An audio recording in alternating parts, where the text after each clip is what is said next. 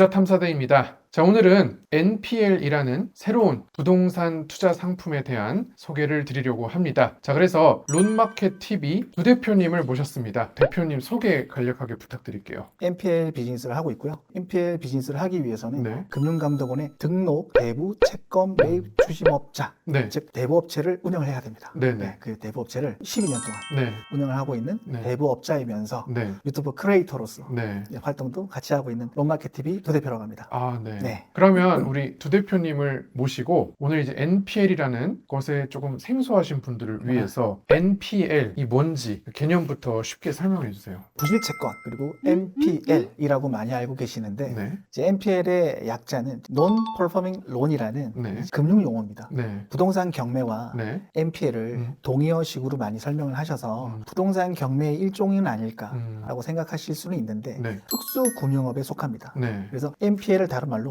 유동화 금융이라고도 합니다. 네. 그래서 NPL이라고 하면 금융 투자 상품이구나 생각하시면 될 것 같아요. 네. 네. 그러면 이 NPL이라는 게 이제 뭔지는 네. 설명해 주셨는데 이제 그걸로 어떻게 수익을 내냐 이게 또 궁금하실 거거든요. NPL의 수익 구조 그게 좀 궁금합니다. 부동산을 싸게 사서 네. 적정한 가격에 매도함으로써 네. 차익을 보는 투자 수익 구조라고 말씀을 하셨는데 네. NPL도 어렵지 않습니다. 똑같습니다. 네. 네. 투자 대상이 부동산의 소유권이냐 네. 아니면 은행이 대출을 해주고 부실화되어 있는 채권이냐에 따라서 네네. 달라지는 것뿐이지 네. 수익 구조는 똑같아요. 보통은 금융기관이 대출을 해주면 네. 대출 계약에 따라서 매월 납입해서 진행을 하는데 그렇죠. 이제 차주의 돈을 갚을 능력이 감소가 되면 매월 납입해야 될 이자를 납입을 못할 때가 있습니다. 그렇죠. 그렇죠. 그러면 그거를 우리는 금융용어로 네. 연체가 되었다라고 합니다. 네. 그래서 그게 정상 채권이었다가 음. 부실 채권으로 바뀌는 순간이기도 하고요. 네.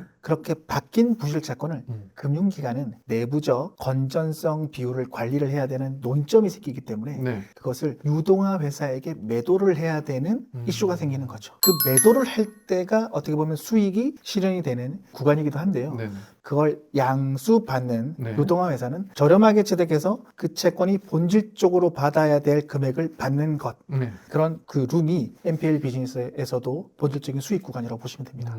첨언을 좀 드리면 네네. 부동산 경매는 투자의 목적이 부동산 소유권을 목적으로 합니다. 그렇죠. 근데 NPL은 부동산 경매라는 절차로 진행이 되긴 하지만 네. 이 채권을 회수하는 데 목적이 있기 때문에 네. 결국에는 돈을 넣고 네. 돈을 받아 나온다라는 개념이죠. 네. 네. 근데 이제 NPL의 개념이나 뭐 수익 구조 이런 거는 이해하셨을 것 같은데 네네. 이제 아무래도 일반 부동산에 비해서는 생소하니까 그렇죠. 많이 안 하시고 일반적이진 않단 말이에요. 그러면 이제 대표님께서 생각하시기에 이 NPL 시장이 엄청난 블루오션인지 그렇게 생각하시는지 궁금해요. 우선 블루오션이라고 한다면 네네. 불특정 다수가 네. 비공개된 정보를 바탕으로 네네. 수익을 실현시킬 수 있는 시장. 그게 제가 생각하는 주관적 블루오션입니다. 네. 그런 입장에 비춰봤을 때 NPL은 금융기관으로부터 특정한 차주가 대출을 받은 개인정보입니다. 네네. 그런 개인정보는 엄청 보수적으로 관리가 돼야 되죠. 그렇죠. 네. 그러면 공공공연하게 열람표상, 즉 드러날 수가 없습니다. 아. 그러한 구조적 NPL 관리 특성 때문에 네. 누구나 다 쉽게 NPL 정보를 열람하고 투자할 수 있는 시장이 생길 수가 없는 거죠. 아. 왜 그러냐면 금융이라는 카테고리를 강력하게 관리 감독하고 있는 금융감독원에서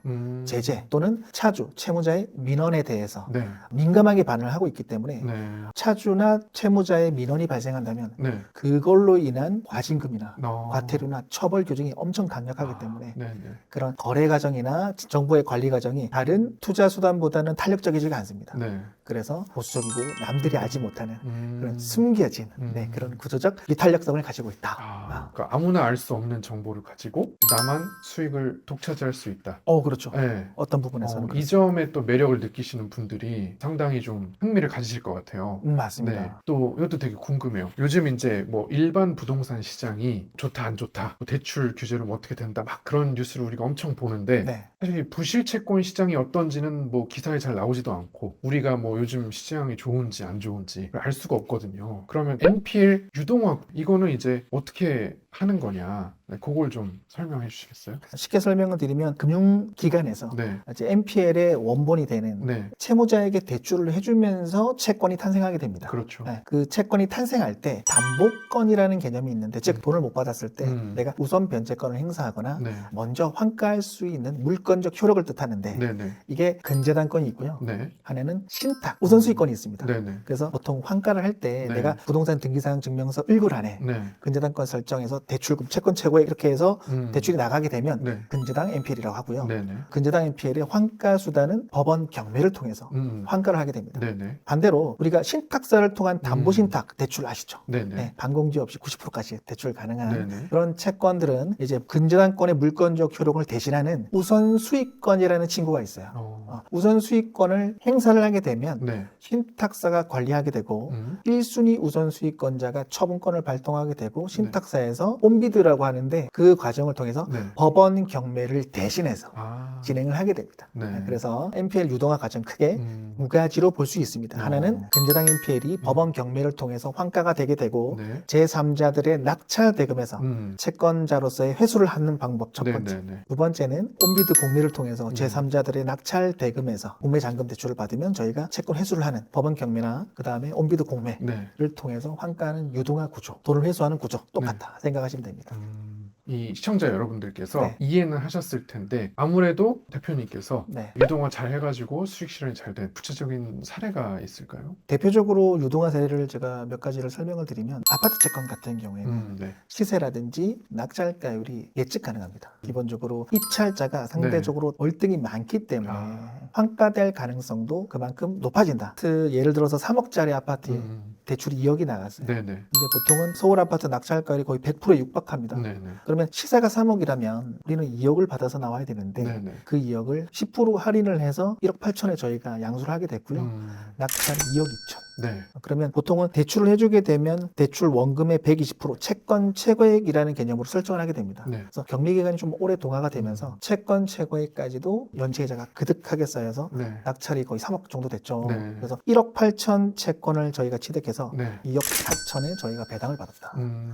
그래서 채권을 담보로도 대출을 받을 수가 있거든요. 네네네. 그래서 투자한 금액은 2천만 원인데 네네. 한 1년 반 만에 한 네. 4천만 원 수익을 얻었다. 아. 그런 구조의 채권들이 많습니다. 네. 네. 그러면 사례까지 들었으니까 저런 거는 나도 좀 할 수 있겠다. 아파트 담보는 좀 쉬워 보인다 할 수 있는데 개인도 그럼 NPL을 그냥 할 수가 있는지 그게 궁금해요. 두 가지 안으로 말씀드리고 싶은데 네네. 명목적으로는 개인이 직접 NPL 투자를 할 수가 없습니다.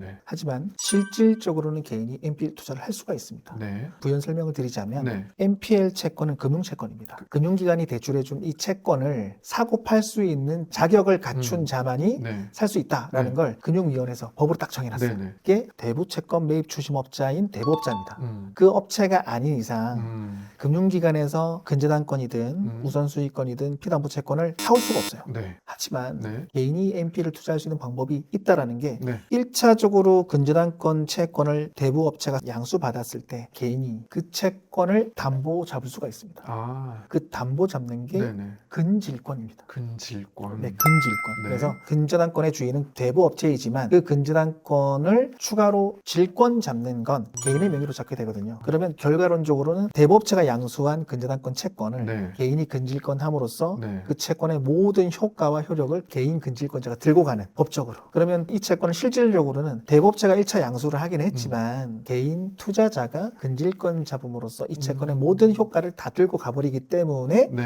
개인도 투자를 할 수가 있습니다. 아. 아까 대표님께서 네. 말씀하신 것 중에 채권을 담보로도 대출을 받을 수가 있군요 네. 라고 하셨는데 그것도 근저당권부 근질권 대출이라고 합니다. 아. 우리가 보통 LTV, 론투 밸류라고 해서 네. 70%에서 90%까지 근질권 대출을 받을 수가 있습니다. 아. 네. 자, 그런데 이게 NPL이 이제 뭐 불황에 또 많이 생기고 좋다, 기회가 많다 하지만 그래도 금융 상품인 만큼 리스크는 어떤 게 있나요? NPL의 가장 핵심 리스크는 네. 대부분 NPL이 어떤 개념인지 모르고 이렇게 공격적으로 접근하는 방식에서부터 발생합니다. 아. 그러니까 정상적으로 어떠한 투자 수단을 하면서 선행해서 그 투자 수단에 대한 최소한의 전문성은 어느 정도 담보를 하고 투자를 해야 되는데 NPL의 기본적인 특성 자체가 체계적인 교육 커리큘럼이 없을 뿐더러 네. 개인의 비공개된 정보다 보니까 그렇죠. 이게 드러나지가 않아요. 그래서 교육을 할 수 있는 수단이 뭐 일부 경매학원이나